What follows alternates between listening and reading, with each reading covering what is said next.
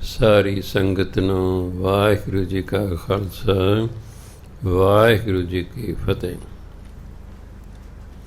ਸ਼੍ਰੀ ਗੁਰੂ ਗ੍ਰੰਥ ਸਾਹਿਬ ਦੇ ਅੰਗ ਨੰਬਰ 472 ਤੇ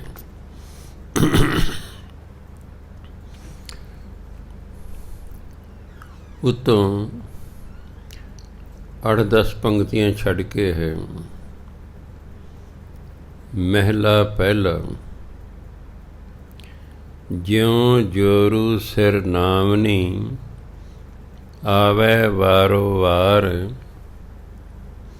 ਝੂਠੇ ਝੂਠਾ ਮੁਖ ਵਸੈ, ਨਿਤ ਨਿਤ ਹੋਏ ਖੁਆਰ। ਸੂਚੇ ਇਹ ਨਾ ਆਖੀਆਂ, ਬਹਿਣ ਜੇ ਪਿੰਡਾ ਧੋਏ। ਸੂਚੇ ਸਈ ਨਾਨਕਾ, ਜਿਨ ਮਨ ਵਸਿਆ ਸੋਏ। ਗੁਰੂ ਨਾਨਕ ਦੇਵ ਜੀ ਮਹਾਰਾਜ ਫਰਮਾਨ ਕਰਦੇ ਨੇ, ਜੋਰੂ ਔਰਤ ਨੂੰ ਕਹਿੰਦੇ ਨੇ। ਸੰਸਾਰ 'ਚ ਜਿੰਨੀਆਂ ਲੜਾਈਆਂ ਹੋਈਆਂ,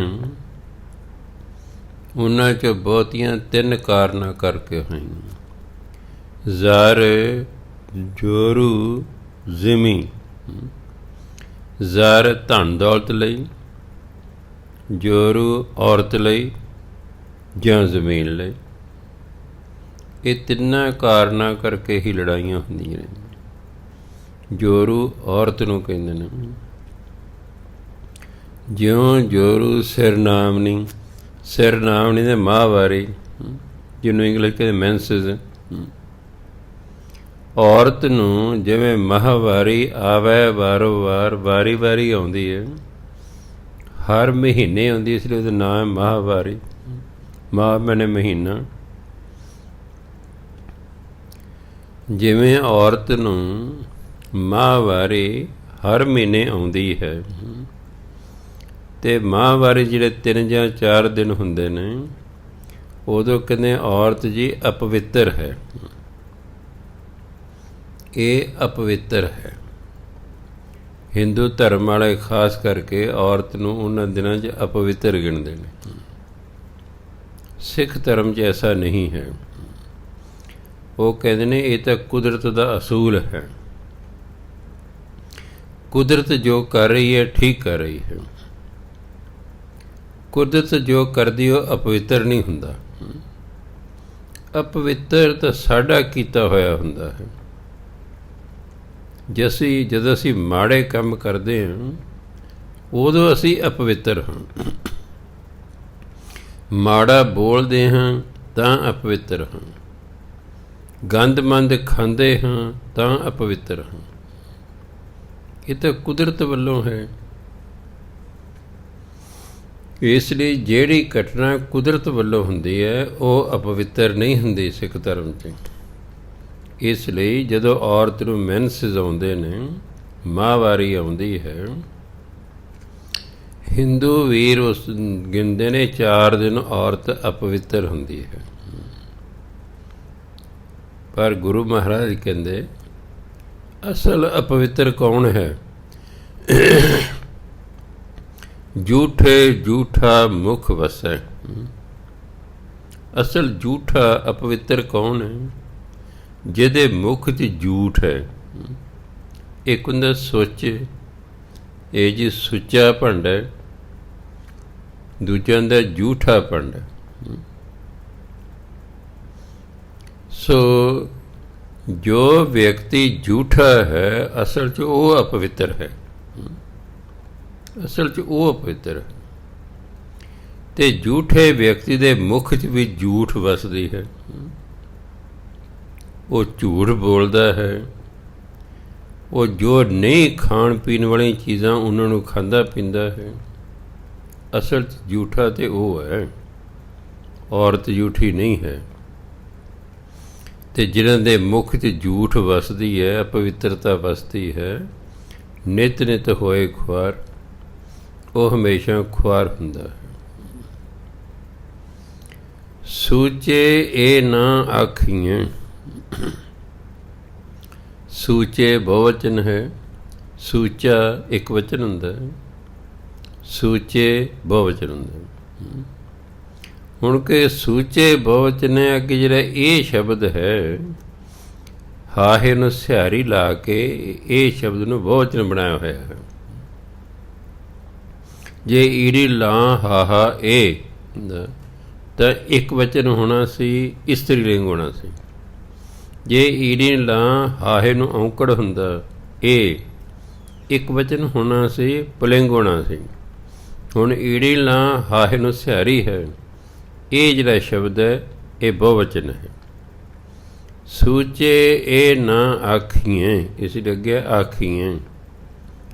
ਸੁੱਚੇ ਉਹ ਨਹੀਂ ਕਹੇ ਜਾਂਦੇ, ਬਹਿਣ ਜੇ ਪਿੰਡਾ ਧੋਏ, ਜਿਹੜੇ ਸਰੀਰ ਧੋ ਕੇ ਬਹਿ ਜਾਣ। ਪਰ ਉਹ ਸਰੀਰ ਧੋਣ ਨਾਲ ਬੰਦਾ ਸੁੱਚਾ ਨਹੀਂ ਹੁੰਦਾ। ਸਰੀਰ ਸਾਫ਼ ਤੇ ਹੋ ਜਾਂਦਾ ਹੈ, ਸੁੱਚਾ ਨਹੀਂ ਹੁੰਦਾ। ਹੁਣ ਸੁੱਚਾ ਕੌਣ ਹੈ? ਸੂਚੇ ਸੇਈ ਨਾਨਕਾ, ਜਿਨ ਮਨ ਵਸਿਆ ਸੋਏ। ਅਸਲ ਗੁਰੂ ਮਹਾਰਾਜ ਕੇ ਸੁੱਚੇ ਤੇ ਉਹ ਨੇ। ਸੂਚੇ ਬਹੁਵਚਨ ਹੋਣ ਕਰਕੇ ਸ਼ਬਦ ਲੱਗਿਆ ਸੇਈ। ਇੱਕ ਵਚਨ ਹੁੰਦਾ ਸੋਈ, ਸੱਸੇ ਨੂੰ ਹੋੜਾ, ਈੜੀ ਨੂੰ ਬਿਹਾਰੀ, ਸੋਈ ਇੱਕ ਵਚਨ ਹੁੰਦਾ। ਸੱਸੇ ਲਾਂ, ਈੜੀ ਨੂੰ ਬਿਹਾਰੀ, ਸੇਈ ਬਹੁਵਚਨ ਹੁੰਦਾ। ਕਿਉਂਕਿ ਸੂਚੇ ਬਹੁਵਚਨ ਹੈ, ਇਸ ਲੱਗੇ ਸੇਈ ਵੀ ਬਹੁਵਚਨ ਹੈ। ਸੂਚੇ ਸੇਈ ਨਾਨਕ, ਸੁੱਚੇ ਉਹ ਹਨ ਜਿਨ ਮਨ ਵਸਿਆ ਸੋਏ, ਜਿਨ੍ਹਾਂ ਦੇ ਮਨ 'ਚ ਪਰਮਾਤਮਾ ਵਸ ਗਿਆ। ਜਿਨ੍ਹਾਂ ਦੇ ਮਨ 'ਚ ਪਰਮਾਤਮਾ ਵਸ ਗਿਆ ਉਹ ਸੁੱਚੇ ਨੇ, ਬਾਕੀ ਸਾਰੇ ਝੂਠੇ ਨੇ। ਇਸ ਲਈ ਔਰਤ ਨੂੰ ਝੂਠਾ ਕਹਿਣਾ ਵੀ ਇਹ ਜੀ ਮਾਹਵਾਰੀ ਆਈ ਹੈ, ਨਹੀਂ, ਗੁਰੂ ਮਾਰ ਕੇ ਉਹ ਝੂਠੀ ਨਹੀਂ ਹੈ। ਝੂਠੇ ਤੇ ਝੂਠ ਬੋਲਣ ਵਾਲੇ ਹੁੰਦੇ ਨੇ, ਝੂਠ ਖਾਣ ਵਾਲੇ ਹੁੰਦੇ ਨੇ, ਗੰਦਮੰਦ ਖਾਣ ਵਾਲੇ ਹੁੰਦੇ ਨੇ। ਮਨ ਦੇ ਜਿਹੜੇ ਮੈਲੇ ਨੇ ਅਸਲ ਉਹ ਝੂਠੇ ਨੇ। ਸੁੱਚੇ ਕੌਣ ਨੇ? ਜਿਨ੍ਹਾਂ ਦੇ ਮਨ 'ਚ ਪਰਮਾਤਮਾ ਵਸ ਗਿਆ ਹੈ, ਉਹ ਅਸਲ 'ਚ ਸੁੱਚੇ ਨੇ। ਪੌੜੀ। ਤੁਰੇ ਪੁਲਾਣੇ ਪਾਉਣ ਵੇਗ, ਹਰ ਰੰਗੀ ਗੱਗੇ ਨੂੰ ਬਿਹਾਰੀ ਬਿੰਦੀ। ਹਰ ਰੰਗੀ ਹਰਮ ਸਵਾਰਿਆ, ਕੋਠੇ ਮੰਡਪ ਮਾੜੀਆਂ, ਆੜੇ ਨੂੰ ਕੰਨਾ ਬਿੰਦੇ। ਕੋਠੇ ਮੰਡਪ ਮਾੜੀਆਂ, ਲਾਏ ਬੈਠੇ ਕਰ ਪਾਸਾਰਿਆ। ਚੀਜ਼ ਕਰਨ ਮਨ ਭਾਮਦੇ, ਭਾਮਦੇ ਪੱਬੇ ਨੂੰ ਕਰਨਾ ਬਿੰਦੇ। ਚੀਜ਼ ਕਰਨ ਮਨ ਭਾਮਦੇ, ਹਰ ਬੁੱਝਣ ਨਾਹੀਂ ਹਾਰਿਆ। ਕਰ ਫਰਮਾਇਸ਼ ਖਾਇਆ, ਫਰਮਾਇਸ਼ ਕਰ ਫਰਮਾਇਸ਼ ਖਾਇਆ। ਵੇਖ ਮਹਿਲਤ ਮਰਨ ਵਿਸਾਰਿਆ, ਜਰ ਆਈ ਜੋਬਨ ਹਾਰਿਆ। ਤੁਰੇ ਘੋੜਿਆਂ ਨੂੰ ਕਹਿੰਦੇ ਨੇ, ਪਲਾਣੇ ਕਾਠੀਆਂ ਨੂੰ ਕਹਿੰਦੇ ਨੇ। ਪੌਣ ਵੇਗ, ਹਵਾ ਦੀ ਰਫਤਾਰ ਜਿੰਨੇ ਤੇਜ਼ ਚੱਲਣ ਵਾਲੇ। ਕਹਿੰਦੇ ਜਿਨ੍ਹਾਂ ਕੋਲੇ ਰਾਜੇ ਮਹਾਰਾਜੇ ਨੇ, ਇਹਨਾਂ ਕੋਲੇ ਕਾਠੀਆਂ ਸਮੇਤ ਘੋੜੇ ਹੁੰਦੇ ਨੇ, ਜਿਹੜੇ ਕਿ ਹਵਾ ਦੀ ਰਫਤਾਰ ਵਾਂਗੂ ਤੇਜ਼ ਚੱਲਦੇ ਨੇ। ਹਰ ਰੰਗੀ ਹਰਮ ਸਵਾਰਿਆ, ਹਰਮ ਦਾ ਮਹਿਲ ਜਿੱਥੇ ਰਾਜੇ ਰਾਣੀ ਰਹਿੰਦੇ ਨੇ। ਹਰ ਰੰਗੀ, ਹਰ ਤਰੀਕੇ ਨਾਲ, ਹਰ ਤਰੀਕੇ ਨਾਲ ਉਹਨਾਂ ਨੇ ਮਹਿਲ ਨੂੰ ਸਵਾਰਿਆ ਹੁੰਦਾ। ਕਈ ਪ੍ਰਕਾਰ ਦਾ ਰੰਗ ਰੋਗਨ ਕੀਤਾ, ਚਿੱਤਰਕਾਰੀ ਕੀਤੀ ਹੁੰਦੀ ਸਵਾਰੇ। ਕੋਠੇ ਮੰਡਪ ਮਾੜੀਆਂ, ਕੋਠੇ ਵੱਡੀਆਂ ਵੱਡੀਆਂ ਕੋਠੀਆਂ,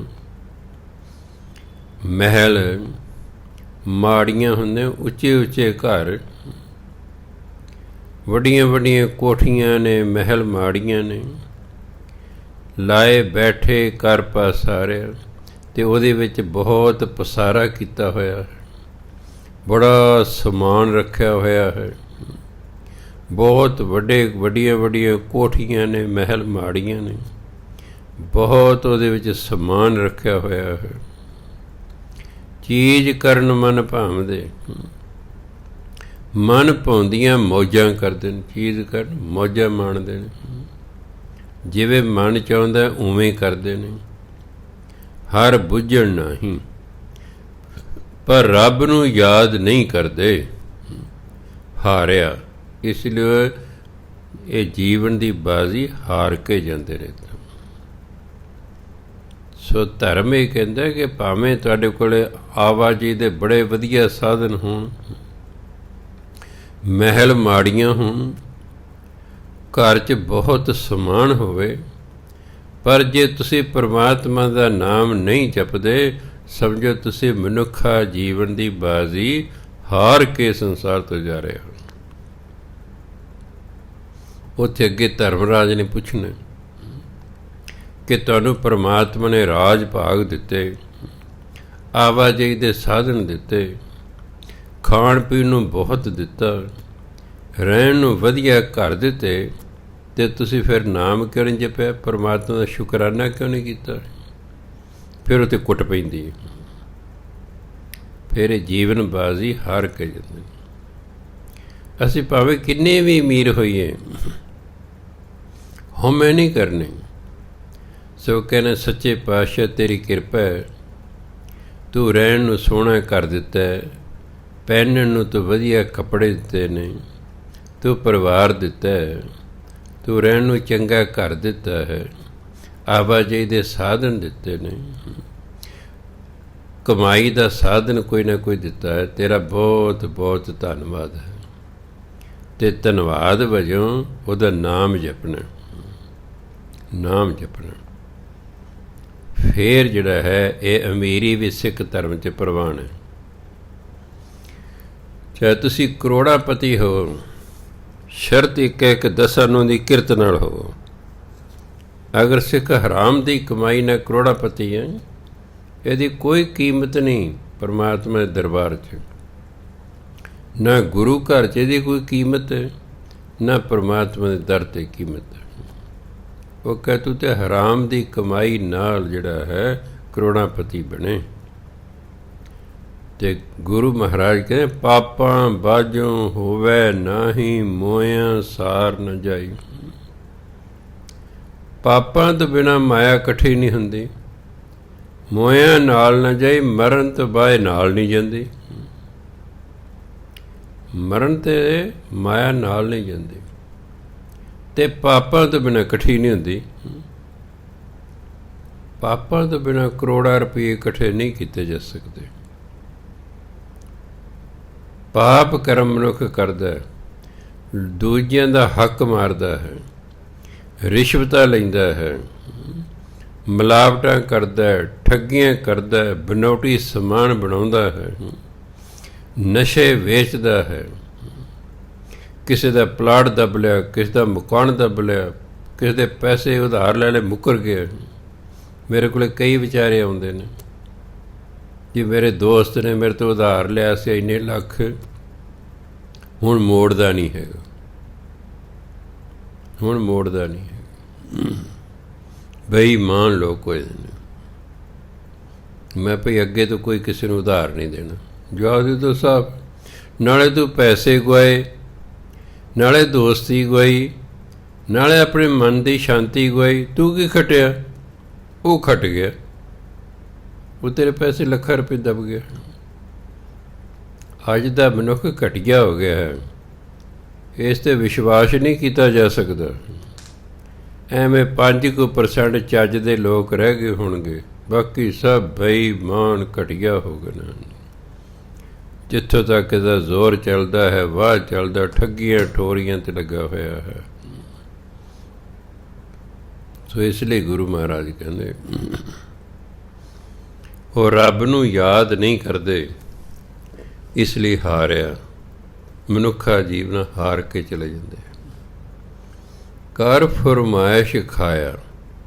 ਫਰਮਾਇਸ਼ ਫਾਰਸੀ ਦਾ ਸ਼ਬਦ ਹੈ ਹੁਕਮ, ਕਿਉਂਕਿ ਕੋਲ ਰਾਜ ਭਾਗ ਹੈ, ਹੁਕਮ ਚਲਾਉਂਦੇ ਨੇ, ਖਾਂਦੇ ਪੀਂਦੇ ਨੇ। ਵੇਖ ਮਹਿਲਤ ਫਾਰਸੀ ਦੇ ਵਿੱਚ ਮਹਿਲ ਇੱਕ ਹੈ ਮਹਿਲ, ਇੱਕ ਹੈ ਮਹੱਲ।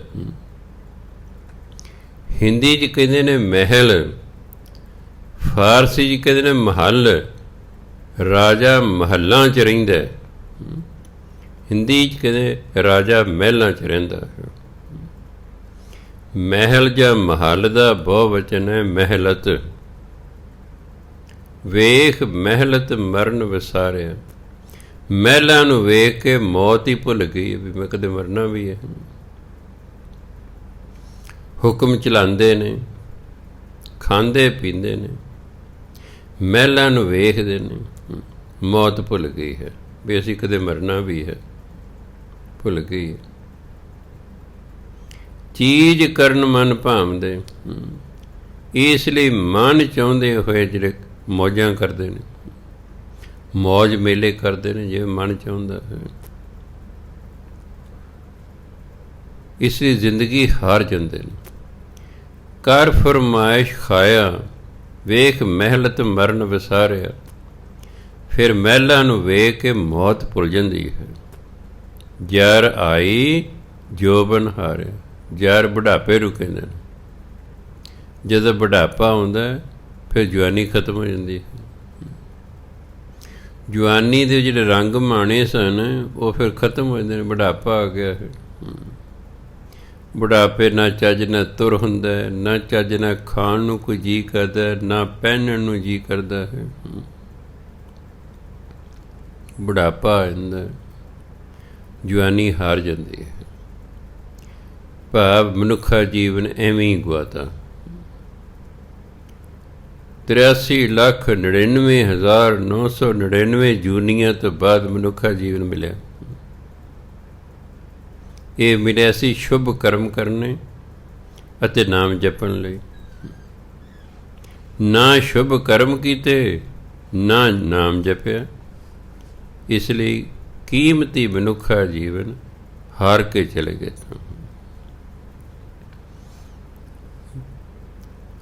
95-96% ਲੋਕਾਂ ਦਾ ਇਹੀ ਨਹੀਂ ਪਤਾ ਕਿ ਸਾਨੂੰ ਮਨੁੱਖਾ ਜੀਵਨ ਮਿਲਿਆ ਕਾਹਦੇ ਲਈ ਹੈ। ਇਹ ਸਾਨੂੰ ਮਨੁੱਖਾ ਜੀਵਨ ਮਿਲਿਆ ਕਾਹਦੇ ਲਈ ਹੈ। ਬੇਅੰਤ ਲੋਕਾਂ ਨੂੰ ਇਸ ਗੱਲ ਦਾ ਗਿਆਨ ਹੀ ਨਹੀਂ ਹੈਗਾ।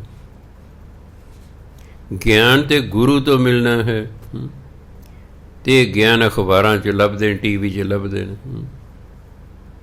TV ਤਾਂ ਤੁਹਾਨੂੰ ਲੱਭੂਗਾ ਕਰੋਨੇ ਨਾਲ ਇੰਨੇ ਮਰ ਗਏ, ਫਲਾਣੇ ਥਾਂ 'ਤੇ ਇੰਨੇ ਮਰ ਗਏ, ਆਹ ਹੋ ਗਿਆ, ਉਹ ਹੋ ਗਿਆ। ਆ ਜਿਹੜੇ ਬਹੁਤਿਆਂ ਨੂੰ ਬਿਮਾਰੀਆਂ ਮਾਨਸਿਕ ਲੱਗ ਗਏ, TV ਦੇਖ ਦੇਖ ਕੇ ਲੱਗ ਗਈਆਂ ਨੇ। ਉਹ ਵੇਖਦੇ ਕਰੋਨਾ, ਸੁਣਦੇ ਰਹਿੰਦੇ ਖਬਰਾਂ। ਮੈਂ ਕਿੰਨੀ ਵਾਰੀ ਸੰਗਤ ਨੂੰ ਕਿਹਾ TV ਬੰਦ ਕਰ ਦਿਓ ਤੁਸੀਂ ਆਪਣੇ, ਕੋਈ ਨਾ ਖਬਰਾਂ ਸੁਣੋ, ਤੁਹਾਡਾ ਮਨ ਸ਼ਾਂਤ ਹੋ ਜਾਏਗਾ। ਤੁਸੀਂ ਖਬਰਾਂ ਸੁਣੋਗੇ, ਦੇਖੋਗੇ ਆਹ ਮਰਿਆ, ਆਹ ਮਰਿਆ, ਆਹ ਮਰ ਗਿਆ, 50 'ਚ ਮਰ ਗਏ, ਹਿੰਦੁਸਤਾਨ ਇੰਨੇ ਮਰ ਗਏ, ਫਲਾਣੇ ਮਰ ਗਏ, ਤੁਹਾਨੂੰ ਵੀ ਡਰ ਹੋ ਜਾਏਗਾ। ਤੁਹਾਨੂੰ ਰਾਤੀ ਕੋਈ ਖੰਘ ਲੱਗੀ, ਬੁਖਾਰ ਹੋਇਆ, ਤੁਹਾਡਾ ਇੱਕਦਮ ਧਿਆਨ ਜਾਏ ਕਿਤੇ ਮੈਨੂੰ ਕਰੋਨਾ ਨਾ ਹੋ ਜਾਏ। ਹੌਸਲਾ ਛੱਡ ਬੈਠੋਗੇ, ਤੁਸੀਂ ਹੌਸਲਾ ਛੱਡ ਬੈਠੋਗੇ ਵੀ ਖੰਘ ਹੋ ਗਈ, ਬੁਖਾਰ ਹੋ ਗਏ। ਖੰਘ ਇਨਫੈਕਸ਼ਨ ਹੁੰਦੀ ਹੈ ਤਾਂ ਹੀ ਖੰਘ ਲੱਗਦੀ ਹੈ, ਇਨਫੈਕਸ਼ਨ ਕਰਕੇ ਬੁਖਾਰ ਹੈ। ਅਤੇ ਧਿਆਨ ਬੰਦਾ ਜਾਂਦਾ ਵੀ ਹਾਂਜੀ ਉਹ ਰੋਜ਼ ਜਿਹੜੇ ਮੋਬਾਈਲ ਤੋਂ ਪਹਿਲਾਂ ਵੀ ਉਹ ਬੋਲਦੇ ਨੇ, ਜ਼ੁਕਾਮ ਹੋ, ਖਾਂਸੀ ਹੋ, ਬੁਖਾਰ ਹੋ, सांस मुश्किल आ रहा हो, फटाफट 1075 ਤੇ ਟੈਲੀਫੋਨ ਕਰੋ। ਹੁਣ ਖੰਘ ਜ਼ੁਕਾਮ ਤੇ ਆਮ ਹੀ ਲੱਗਦੇ ਰਹਿੰਦੇ ਨੇ। ਬੰਦੇ ਦਾ ਇੱਕਦਮ ਧਿਆਨ ਜਿਹੜਾ ਜਾਂਦਾ ਵੀ ਕਿਤੇ ਮੈਨੂੰ ਕਰੋਨਾ ਤਾਂ ਨਹੀਂ ਹੋ ਗਿਆ, ਡਰ ਜਾਂਦਾ। ਡਰ ਕੇ ਹੌਸਲਾ ਛੱਡਦਾ। ਜਦੋਂ ਹੌਸਲਾ ਛੱਡਦਾ ਬਿਮਾਰੀ ਉਸ 'ਤੇ ਜ਼ੋਰ ਪਾ ਲੈਂਦੀ ਹੈ। ਬਿਮਾਰੀ ਦਾ ਅਸੀਂ ਮੁਕਾਬਲਾ ਕਰਨਾ, ਨਾ ਕਿ ਬਿਮਾਰੀ ਤੋਂ ਡਰ ਕੇ ਹੌਸਲਾ ਛੱਡ ਦੇਣਾ ਹੈ। ਬਿਮਾਰੀਆਂ ਜ਼ਿੰਦਗੀ 'ਚ ਆਉਂਦੀਆਂ ਰਹਿੰਦੀਆਂ ਨੇ। ਜਦੋਂ ਕਰੋਨਾ ਨਹੀਂ ਸੀ ਉਦੋਂ ਕਿਹੜਾ ਬਿਮਾਰੀਆਂ ਨਹੀਂ ਸੀ ਆਉਂਦੀਆਂ। ਕਦੇ ਮਲੇਰੀਆ ਚੱਲ ਪੈਂਦਾ ਜੀ, ਕਦੇ ਡੇਂਗੂ, ਹੁਣ ਡੇਂਗੂ ਵੀ ਸ਼ੁਰੂ ਹੋ ਗਿਆ ਹੈ। ਡੇਂਗੂ ਵੱਲ ਖਿਆਲ ਬੰਦੇ ਦਾ ਘੱਟ ਜਾਣਾ, ਕਰੋਨਾ ਵੱਲ ਜ਼ਿਆਦਾ ਚਲੇ ਜਾਣਾ ਇੱਕਦਮ। ਡਰਦੇ ਨੇ ਹਸਪਤਾਲ ਨਹੀਂ ਜਾਣਾ, ਚੈੱਕ ਨਹੀਂ ਕਰਾਉਣਾ, ਵੀ ਜੇ ਮੈਂ ਚੈੱਕ ਕਰਾਇਆ ਉਹਨੇ ਕਹਿਣਾ ਹਾਂ ਤੈਨੂੰ ਤੇ ਕਰੋਨਾ, ਚਲੋ ਚਲੋ ਜੀ ਫੜ ਕੇ ਅੰਦਰ ਕਰੋ ਇਹਨੂੰ। ਲੋਕ ਡਰਦੇ ਹੋਏ ਚੈੱਕ ਹੀ ਨਹੀਂ ਕਰਾਉਂਦੇ। ਮਨੁੱਖ ਹੌਸਲਾ ਛੱਡ ਪੈਂਦਾ ਹੈ। ਜਦੋਂ ਹੌਸਲਾ ਛੱਡਦਾ ਹੈ, ਬਿਮਾਰੀ ਜ਼ਿਆਦਾ ਅਸਰ ਮਨੁੱਖ 'ਤੇ ਕਰਦੀ ਹੈ। ਇਸੇ ਤਰ੍ਹਾਂ ਹੀ ਇਹ ਮਨੁੱਖ ਮਹਿਲਾਂ ਨੂੰ ਵੇਖ ਕੇ ਰੱਬ ਹੀ ਭੁੱਲ ਬੈਠਾ, ਰੱਬ ਨੂੰ ਭੁੱਲ ਗਿਆ ਹੈ। ਬੁਢਾਪੇ ਨੇ ਤੇ ਆਉਣਾ ਹੀ ਆਉਣਾ। ਫਿਰ ਬੁਢਾਪੇ ਜੇ ਗਿਆਨ ਹੋ ਵੀ ਜਾਵੇ ਕਿ ਨਾਮ ਜਪਣਾ ਹੈ, ਫਿਰ ਜਪ ਨਹੀਂ ਹੁੰਦਾ, ਜਪ ਨਹੀਂ ਹੁੰਦਾ। ਬੁਢਾਪੇ ਕਦੇ ਧੌਣ ਦੁਖਣ ਲੱਗ ਗਈ, ਕਦੇ ਮੋਢੇ ਦੁਖਣ ਲੱਗ ਗਏ, ਕਦੇ ਲੱਕ ਦੁਖਣ ਲੱਗ ਗਿਆ, ਕਦੇ ਗੋਡੇ ਦੁਖਣ ਲੱਗ ਗਏ, ਕਦੇ ਕੁਛ ਕਦੇ ਕੁਛ। ਹਾਏ ਹਾਏ ਕਰੇ ਕਿ ਰਾਮ ਰਾਮ ਕਰੇ, ਹੁੰਦਾ ਨਹੀਂ। ਤਾਂ ਹੀ ਨੌਵੇਂ ਪਾਤਸ਼ਾਹ ਕਹਿੰਦੇ ਨੇ ਕਰਨੋ ਹੁਤੋ ਸੋ ਨਾ ਕੀਓ। ਜਦੋਂ ਨਾਮ ਜਪਣਾ ਸੀ ਉਦੋਂ ਜਪਿਆ ਨਹੀਂ। ਕਰਨੋ ਹੁਤੋ ਸੋ ਨਾ ਕੀਓ, ਪਰਿਓ ਲੋਭ ਕੈ ਫੰਦ। ਕਿਉਂ ਨਹੀਂ ਨਾਮ ਜਪਿਆ? ਲਾਲਚ 'ਚ ਫਸ ਗਿਆ, ਹੋਰ ਪੈਸੇ ਕਮਾ ਲਾਂ, ਹੋਰ ਪੈਸੇ ਕਮਾ ਲਾਂ, ਹੋਰ ਪੈਸੇ ਕਮਾ ਲਾਂ। ਇਹ ਮਾਇਆ ਦੀ ਭੁੱਖ ਅੱਜ ਤੱਕ ਨਹੀਂ ਕਦੇ ਕਿਸੇ ਦੀ ਮਿਟੀ।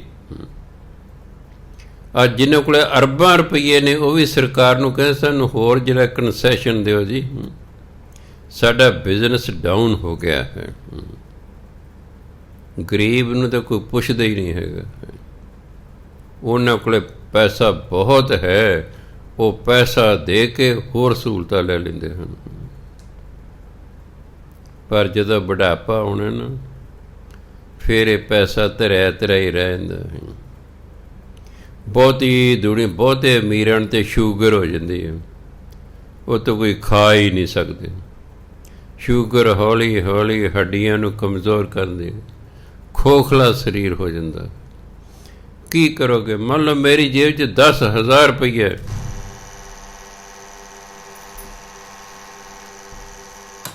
ਮੈਂ ਮਠਿਆਈਆਂ ਵਾਲੀ ਦੁਕਾਨ ਕੋਲੋਂ ਲੰਘਦਾ, ਸੁਗੰਧੀ ਆਉਂਦੀ ਹੈ, ਮੇਰਾ ਜੀਅ ਕਹਿੰਦਾ ਰਸਗੁੱਲੇ ਖਾਵਾਂ, ਪਰ ਮੈਨੂੰ ਯਾਦ ਆ ਜਾਂਦਾ ਡਾਕਟਰ ਕਹਿੰਦਾ ਮਿੱਠਾ ਨਹੀਂ ਖਾਣਾ, ਨਹੀਂ ਮਰੇਗਾ।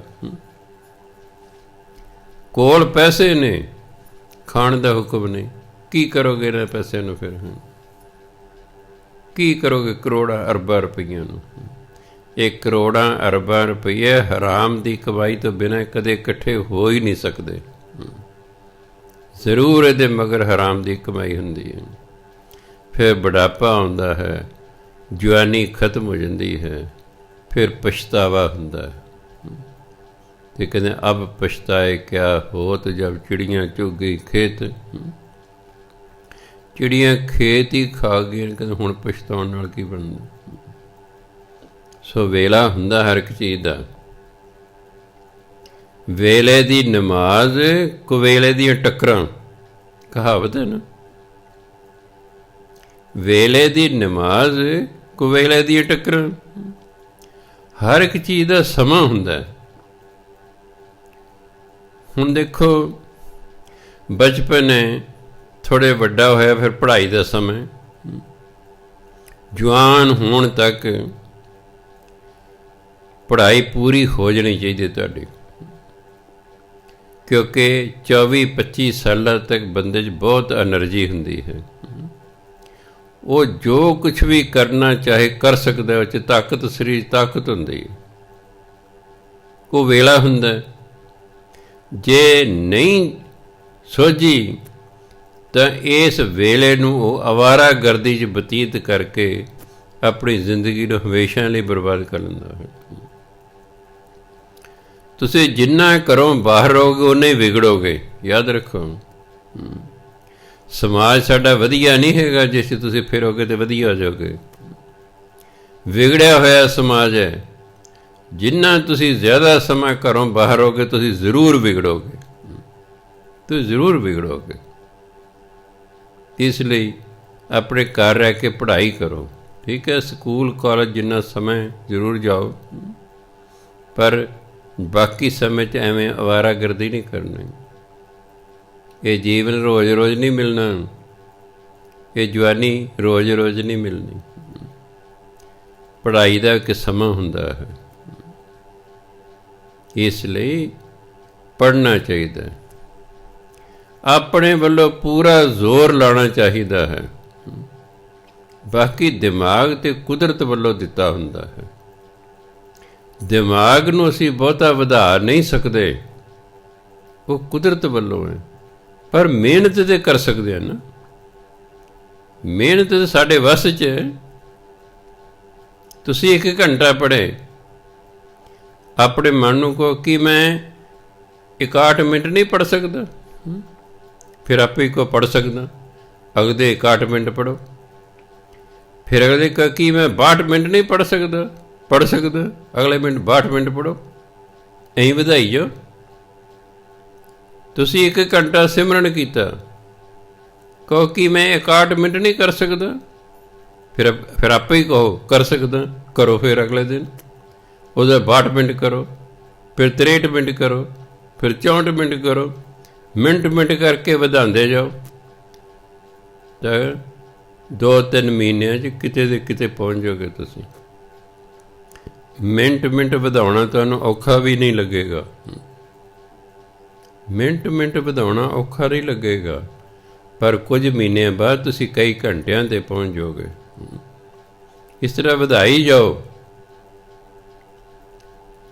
ਇਹ ਨਾ ਕੋ ਬਥੇਰਾ ਪੜ੍ਹ ਲਿਆ, ਵਿਦਿਆ ਦਾ ਕੋਈ ਅੰਤ ਨਹੀਂ ਹੁੰਦਾ।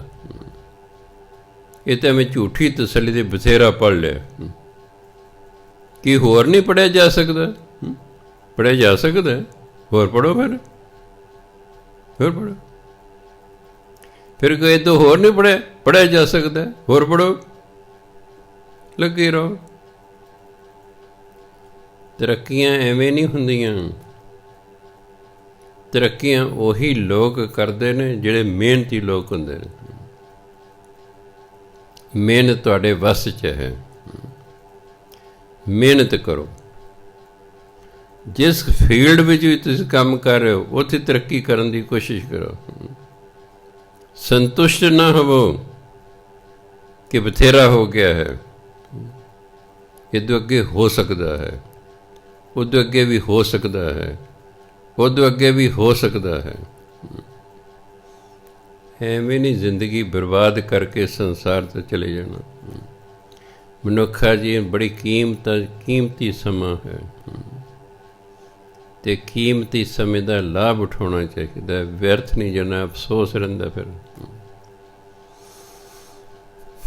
ਇਸ ਲਈ ਗੁਰੂ ਮਹਾਰਾਜ ਕਹਿੰਦੇ ਠੀਕ ਹੈ, ਮਹਿਲ ਮਾੜੀਆਂ ਸਨ, ਚੰਗੀ ਗੱਲ ਹੈ। ਮਨ ਮਰਜ਼ੀਆਂ ਕੀਤੀਆਂ, ਮਨ ਮਰਜ਼ੀ ਦਾ ਖਾਧਾ ਪੀਤਾ, ਪਰ ਰੱਬ ਦਾ ਨਾਮ ਨਹੀਂ ਜਪਿਆ। ਹੁਕਮ ਚਲਾਏ, ਮਹਿਲਾਂ ਨੂੰ ਵੇਖ ਕੇ ਰੱਬ ਹੀ ਭੁੱਲ ਗਿਆ ਹੈ। ਸਗੋਂ ਯਾਦ ਆਉਣਾ ਚਾਹੀਦਾ ਸੀ। ਯਾਦ ਉਹਨੂੰ ਆਉਂਦਾ ਜਿਹਨੂੰ ਇਹ ਗਿਆਨ ਹੈ ਕਿ ਜੋ ਕੁਛ ਮੇਰੇ ਕੋਲ ਹੈ ਪਰਮਾਤਮਾ ਦਾ ਦਿੱਤਾ ਹੋਇਆ।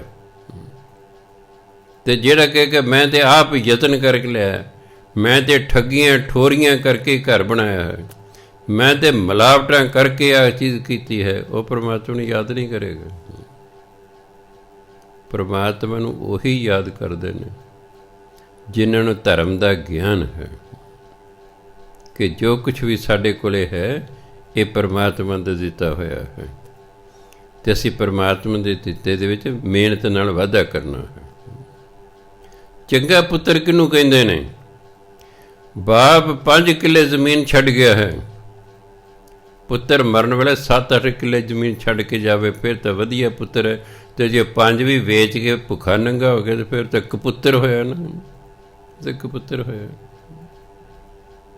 ਅਸੀਂ ਤਰੱਕੀ ਕਰਨੀ ਹੈ, ਸਮਾਂ ਮਿਲਿਆ ਹੋਇਆ। ਬਾਣੀ ਸਾਨੂੰ ਵਾਰੀ ਕਹਿੰਦੇ ਸਮਾਂ ਮੁੜ ਕੇ ਨਹੀਂ ਮਿਲਣਾ। ਪਤਾ ਨਹੀਂ ਫਿਰ ਮਨੁੱਖਾ ਜੀਵਨ ਮਿਲਣਾ ਕਿ ਨਹੀਂ ਮਿਲਣਾ। ਹੁਣ ਮਿਲਿਆ ਹੋਇਆ ਹੈ ਤੇ ਮਿਲੇ ਹੋਏ ਦਾ ਲਾਭ ਉਠਾਉਣਾ ਚਾਹੀਦਾ ਹੈ। ਸ਼ਲੋਕ ਮਹਿਲਾ ਪਹਿਲਾ। ਜੇਕਰ ਸੂਤਕ ਮੰਨੀਏ ਸਭ ਤੈ ਸੂਤਕ ਹੋਏ, ਗੋਹੇ ਅਤੈ ਲੱਕੜੀ। ਤੇ ਆਂਦੇ ਇਹ ਅਤੈ ਤੱਤੇ ਨੂੰ ਦਲਾਵਾਂ, ਦਲਾਵਾਂ ਬੋਲਣੀਆਂ, ਅਤੇ ਨਹੀਂ ਬੋਲ ਦੇਣਾ। ਦਾਤੇ ਨੇ ਦੋ ਅੱਖਾਂ ਦਿੱਤੀਆਂ ਨੇ, ਇਹ ਕਾਹਦੇ ਲਈ ਦਿੱਤੀਆਂ? ਵੇਖਣ ਲਈ ਦਿੱਤੀਆਂ।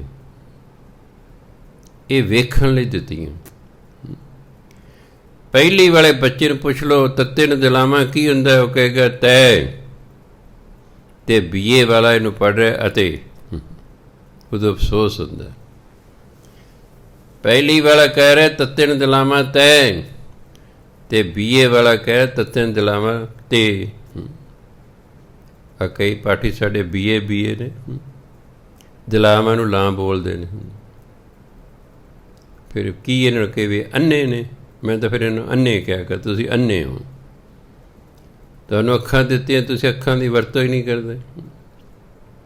ਕੀ ਪਰਮਾਤਮਾ ਤੁਹਾਡਾ ਨਾਰਾਜ਼ ਨਹੀਂ ਹੈਗਾ ਕਿ ਮੈਂ ਤੈਨੂੰ ਦੋ ਅੱਖਾਂ ਲਾਈਆਂ, ਤੁਸੀਂ ਇਹਦੀ ਵਰਤੋਂ ਹੀ ਨਹੀਂ ਕੀਤੀ? ਪਰਮਾਤਮਾ ਨੇ ਸਰੀਰ ਨੂੰ ਜਿੰਨੇ ਅੰਗ ਲਾਏ ਨੇ ਵਰਤਣ ਲਈ ਲਾਏ ਨੇ, ਨਾ ਕਿ ਉਹਨਾਂ ਦੇ ਦਰਸ਼ਨ ਕਰਨ ਲਈ ਲਾਏ ਨੇ। ਵਰਤਣ ਲਈ ਲਾਏ ਨੇ। ਦਿਮਾਗ ਵਰਤਣ ਲਈ ਲਾਇਆ ਹੈ, ਨਾ ਕਿ ਦਿਮਾਗ ਨੂੰ ਜੰਦਰਾ ਮਾਰਨ ਲਈ ਲਾਇਆ ਹੋਇਆ ਹੈ। ਦਿਮਾਗ ਦੀ ਵਰਤੋਂ ਕਰਦੇ ਰਹੋਗੇ ਤੁਹਾਡੀ ਯਾਦ ਸ਼ਕਤੀ ਕਾਇਮ ਰਹੇਗੀ। ਜਦੋਂ ਤੁਸੀਂ ਦਿਮਾਗ ਦੀ ਵਰਤੋਂ ਕਰਨੀ ਬੰਦ ਕਰੀ, ਯਾਦ ਸ਼ਕਤੀ ਇੱਕਦਮ ਤੁਹਾਡੀ ਡਾਊਨ ਹੋਣੀ ਸ਼ੁਰੂ ਹੋ ਜਾਊਗੀ। ਤੁਸੀਂ ਭੁੱਲਣਾ ਸ਼ੁਰੂ ਹੋ ਜਾਓਗੇ। ਤੁਸੀਂ ਛੇਤੀ ਛੇਤੀ ਗੱਲਾਂ ਭੁੱਲਣੀਆਂ ਸ਼ੁਰੂ ਹੋ ਜਾਓ, ਅਤੇ ਅਖੀਰ 'ਤੇ ਇੱਕ ਦਿਨ ਆਏਗਾ ਤੁਸੀਂ ਸਭ ਕੁਝ ਭੁੱਲ ਭੁਲਾ ਜਾਓਗੇ। ਕਿਉਂ? ਤੁਸੀਂ ਦਿਮਾਗ ਤੋਂ ਕੰਮ ਲੈਣਾ ਹੀ ਬੰਦ ਕਰ ਦਿੱਤਾ ਹੈ। ਲੱਤਾਂ ਮਿਲੀਆਂ ਤੁਰਨ ਲਈ, ਅੱਜ ਦਾ ਬੰਦਾ ਤੁਰ ਕੇ ਰਾਜੀ ਨਹੀਂ ਹੈਗਾ। ਅਤੇ ਫਿਰ ਨਤੀਜਾ ਕੀ ਨਿਕਲਦਾ? ਰਾਤੀ ਸੁੱਤਾ, ਸਵੇਰੇ ਲੱਤਾਂ ਜਾਮ ਹੋ ਗਈਆਂ ਨੇ। ਮੇਰੇ ਕੋਲ ਇੱਕ ਬੀਬੀ ਆਈ, ਕਹਿੰਦੀ ਜੀ ਮੇਰਾ 14 ਸਾਲ ਦਾ ਮੁੰਡਾ 8ਵੀਂ 'ਚ ਪੜ੍ਹਦਾ, ਸਵੇਰੇ ਉੱਠੇ ਹੀ ਨਾ। ਸੂਰਜ ਚੜ੍ਹਿਆ, ਮੈਂ ਕਿਹਾ ਪੁੱਤ ਉੱਠ ਸਕੂਲ ਜਾਣਾ। ਕਹਿੰਦਾ ਮਾਂ ਮੇਰੇ ਤੋਂ ਤਾਂ ਉੱਠ ਹੀ ਨਹੀਂ ਹੁੰਦਾ। ਕਹਿੰਦੇ ਮੈਂ ਕਿਹਾ ਚੱਲ ਕਰਦਾ ਕਿ ਉੱਠ ਨਹੀਂ ਹੁੰਦਾ? ਕਹਿੰਦੇ ਨਹੀਂ ਮੰਮਾ ਮੇਰੇ ਤੋਂ ਉੱਠ ਹੀ ਨਹੀਂ ਹੁੰਦਾ। ਅਸੀਂ ਚੱਕ ਕੇ ਕਹਿੰਦੇ ਉਹਨੂੰ ਹਸਪਤਾਲ ਲੈ ਗਏ। ਹਸਪਤਾਲ ਵਾਲੇ ਕਹਿੰਦੇ ਇਹਦੀਆਂ ਲੱਤਾਂ ਜਾਮ ਹੋ ਗਈਆਂ ਨੇ, ਬਸ ਇਹ ਸਾਰੀ ਉਮਰ ਹੁਣ ਐਂ ਹੀ ਰਹੂਗਾ। ਖੂਨ ਦਾ ਸਰਕੂਲੇਸ਼ਨ ਜਿਹੜਾ ਹੈ, ਖੂਨ ਦਾ ਦੌਰਾ ਬੰਦ ਹੋ ਗਿਆ। ਸਾਰੀ ਜ਼ਿੰਦਗੀ ਬਾਕੀ ਦੀ ਨਰਕ ਬਣ ਕੇ ਰਹਿ ਗਈ ਹੈ, ਪਰਿਵਾਰ ਲਈ ਵੀ ਅਤੇ ਉਸ ਲਈ।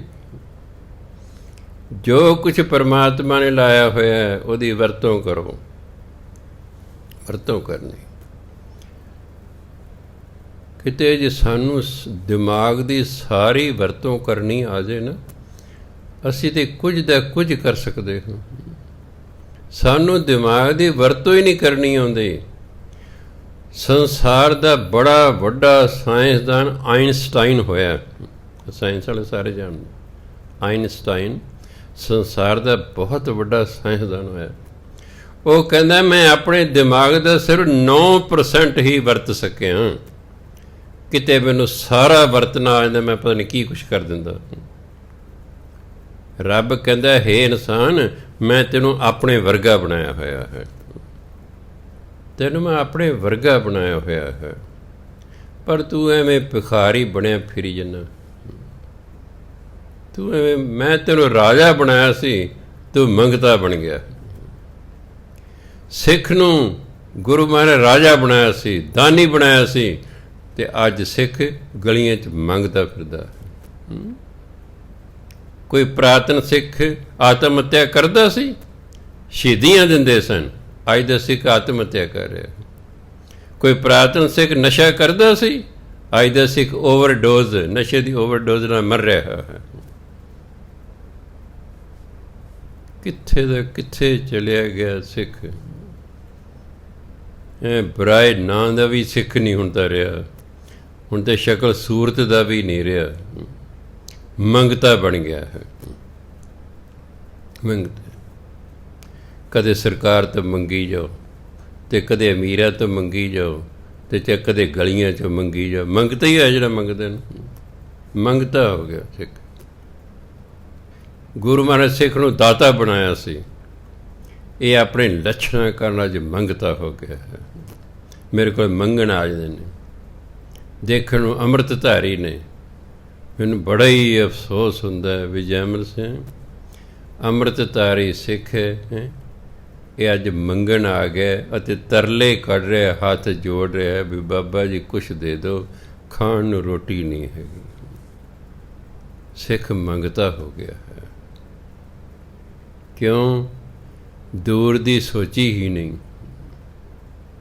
ਸਾਨੂੰ ਛੋਟਿਆਂ ਦੀ ਇੱਕ ਕਹਾਣੀ ਹੁੰਦੀ ਸੀ, ਕ੍ਰਿਕਟ ਐਂਡ ਦੀ ਐਂਟ, ਟਿੱਡਾ ਤੇ ਕੀੜੀ। ਕੀੜੀ ਜਿਹੜੀ ਹੈ ਉਹਨੂੰ ਪਤਾ ਹੈ ਵੀ ਅੱਗੇ ਸਾਉਣ ਭਾਦੋਂ ਆ ਰਿਹਾ ਹੈ, ਉਹ ਪਹਿਲਾਂ ਹੀ ਅਨਾਜ ਆਪਣੀ ਖੁੱਡ 'ਚ ਇਕੱਠਿਆਂ ਕਰ ਰਹੀ ਹੈ। ਉਹ ਟਿੱਡੇ ਨੂੰ ਕਹਿੰਦੀ ਵੀ ਤੂੰ ਵੀ ਪੈ ਅੱਗੇ ਸਾਉਣ ਭਾਦੋਂ ਆਉਣੇ ਤੇ ਤੂੰ ਵੀ ਕੁਝ ਇਕੱਠਾ ਕਰ ਲੈ। ਕਦੇ ਮੈਨੂੰ ਨਹੀਂ ਲੋੜ ਇਕੱਠਾ ਕਰਨ ਦੀ, ਤੂੰ ਲੱਗੀ ਰਹਿ। ਉਹਨੇ ਬੜਾ ਸਮਝਾਇਆ, ਨਹੀਂ ਔਖੇ ਸਮੇਂ ਲਈ ਕੁਝ ਨਾ ਕੁਝ ਜ਼ਰੂਰ ਜੋੜ ਕੇ ਰੱਖਣਾ ਚਾਹੀਦਾ ਹੈ। ਨਾ ਮੰਨਿਆ ਟਿੱਡਾ, ਕੀੜੇ ਨੇ ਆਪਣਾ ਇਕੱਠਾ ਕਰ ਲਿਆ। ਬਰਸਾਤਾਂ ਸ਼ੁਰੂ ਹੋ ਗਈਆਂ, ਹੁਣ ਟਿੱਡੇ ਨੂੰ ਖਾਣ ਨੂੰ ਕੁਛ ਨਹੀਂ ਮਿਲਦਾ, ਕੀੜੀ ਆਪਣੀ ਖੁੱਡ 'ਚ ਬੈਠੀ ਆਪਣਾ ਭੋਜਨ ਖਾ ਰਹੀ ਹੈ। ਕਦੇ ਮੈਂ ਤੈਨੂੰ ਕਿਹਾ ਸੀ ਨਾ, ਸਾਡੀ ਸੋਚ ਟਿੱਡਿਆਂ ਵਾਲੀ ਹੋ ਗਈ ਹੈ। ਅਸੀਂ ਸੋਚਿਆ ਹੀ ਨਹੀਂ ਹੈਗਾ ਵੀ ਕਦੇ ਕਰੋਨੇ ਵਰਗਾ ਵੀ ਆ ਸਕਦਾ ਤੇ ਸਾਨੂੰ 2-4 ਮਹੀਨੇ ਆਪਣੇ ਕੋਲੋਂ ਵੀ ਖਾਣਾ ਪੈ ਸਕਦਾ ਹੈ। ਅਸੀਂ ਕੁਝ ਵੀ ਜੋੜ ਕੇ ਨਾ ਰੱਖਿਆ ਤੇ ਨਤੀਜਾ ਨਿਕਲਿਆ ਸਿੱਖ ਮੰਗਤਾ ਬਣ ਗਿਆ ਹੈ, ਮੰਗ ਰਿਹਾ ਹੈ। ਕਿੰਨੀ ਸ਼ਰਮ ਆਉਂਦੀ ਹੈ, ਦਿੰਦੇ ਹਾਂ ਵੀ ਸ਼ਰਮ ਆਉਂਦੀ ਹੈ ਵੀ ਦੱਸ ਆਹ ਵੀ ਹਾਲ ਹੋਣਾ ਸੀ। ਸਿੱਖ ਨੂੰ ਦਾਤਾ ਬਣਾਇਆ ਸੀ ਗੁਰੂ ਮਹਾਰਾਜ ਨੇ, ਅਜੇ ਆਪਣੇ ਲੱਛਣਾਂ ਕਾਰਨ ਮੰਗਤਾ ਬਣ ਗਿਆ ਹੈ। ਇਸ ਲਈ ਗੁਰੂ ਮਹਾਰਾਜ ਕਹਿੰਦੇ ਉਸ ਜ਼ਮਾਨੇ 'ਚ ਨਾ ਆ ਸੂਤਕ ਪਾਤਕ ਕਹਿੰਦੇ ਸੀ ਹਿੰਦੂ ਧਰਮ 'ਚ। ਸੂਤਕ ਕਹਿੰਦੇ ਸੀ ਜਦੋਂ ਕੋਈ ਜੰਮਦਾ ਸੀ ਨਾ, ਕਹਿੰਦੇ ਇਹ ਘਰ ਅਪਵਿੱਤਰ ਹੋ ਗਿਆ। ਪਾਤਕ ਹੁੰਦਾ ਜਿਸ ਘਰ 'ਚ ਕੋਈ ਮਰ ਜਾਵੇ, ਕਹਿੰਦੇ ਪਾਤਕ ਇਹ ਅਪਵਿੱਤਰ ਹੈ।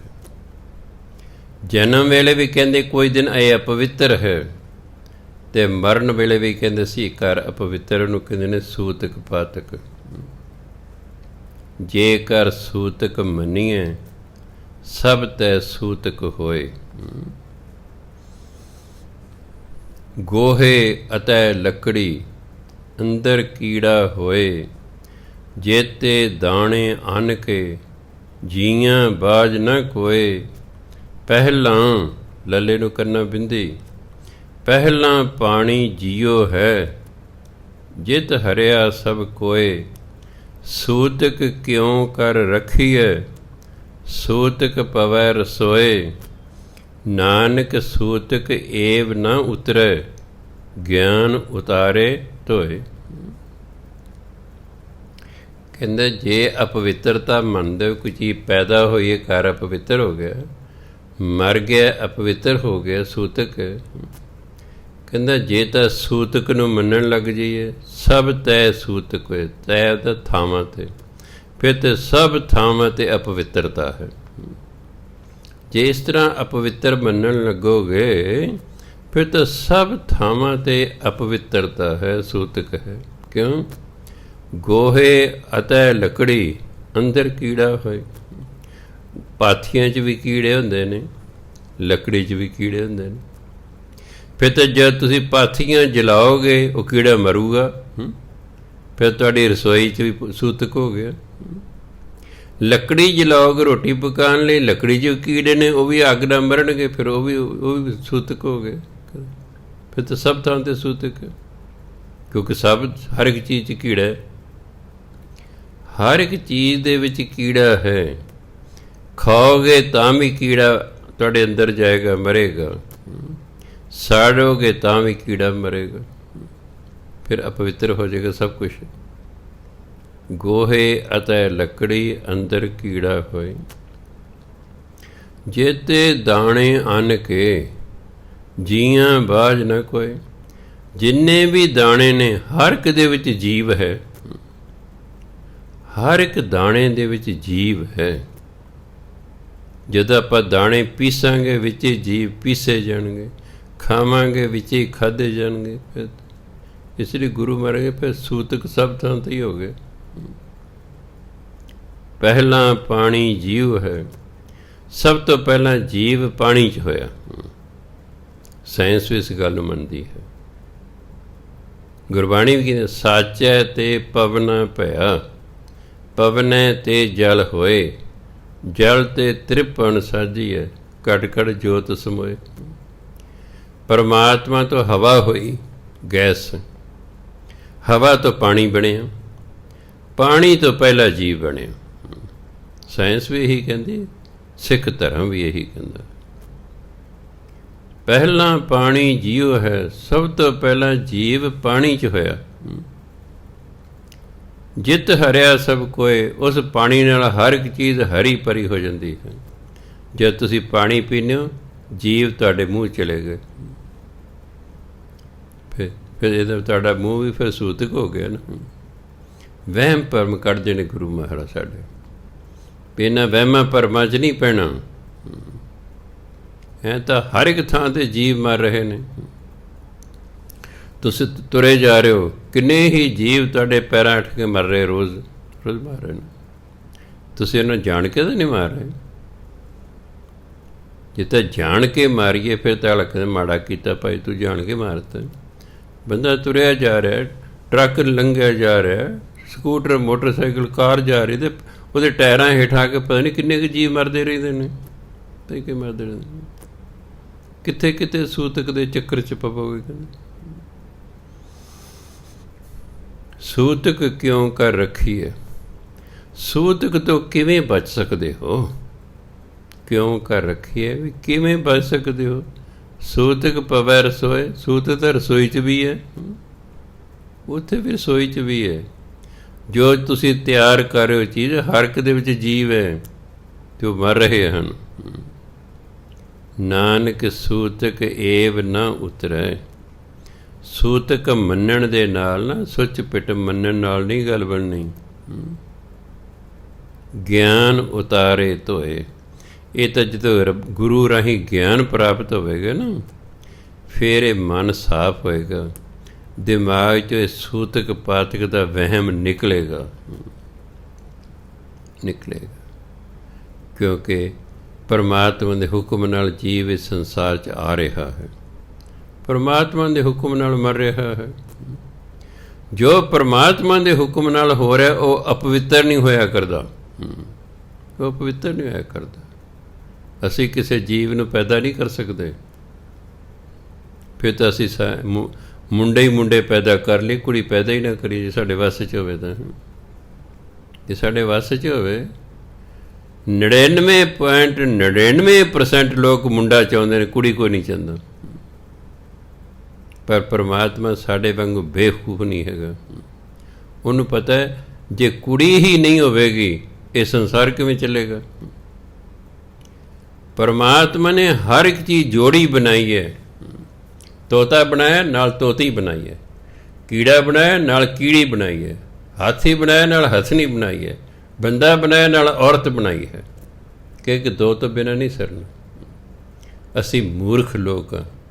ਅਸੀਂ ਕਹਿੰਦੇ ਪਤਾ ਇੱਕ ਨਾਲ ਹੀ ਸਰ ਜਾਏਗਾ।